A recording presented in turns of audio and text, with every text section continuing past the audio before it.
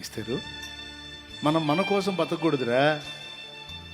చచ్చినా బతికినా మొట్టమొదటి దేవుని కోసం బతకాలి, రెండు ప్రజల కోసం బతకాలమ్మా. మనం మొర్దెకై ట్రైనింగ్. మనం దేవుని కోసం బతకాలి, రెండు ప్రజల కోసం బతకాలమ్మా. ఇస్తారు ఎల్లురా, ఆయన చిత్తం అయితే ఆయన నిన్ను ఓకే చేస్తాడు. వేద్దాం ఒక రాయి, ఏముందంట. ఒకవేళ వర్కౌట్ అయిందనుకో రాణివవుతావుగా. రాణివైతే మనకు కొంచెం అవకాశం ఉంటుంది కదా. ఆ దుర్మార్గులు మన మీద అటాక్ చేయకుండా తప్పకుండా వెళ్తానంది, పోయింది, సాధించింది. సృష్టికర్తకు ఒక భరోసాగా నీవు ఉండగలిగావా? నిన్ను బట్టి ఉన్నాళ్లే నా కుమారుడు అని ఆనందపడగలడా? సృష్టికర్తకు ఆ తృప్తి ఉందా?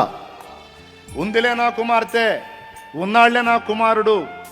ఆ గ్రామానికి, ఆ కుటుంబానికి, ఆ బంధువర్గానికి, ఆ సమాజానికి, ఆ పట్టణానికి, ఆ జిల్లాకి, ఆ రాష్ట్రానికి దీపం వంటి నా కుమార్తె ఉన్నది, దీపం లాంటి నా కుమారుడు ఉన్నాడు అని దేవుడు అనుకోనగలిగే స్థితిలో నువ్వు ఉన్నావా? భక్తి చేస్తున్నావా?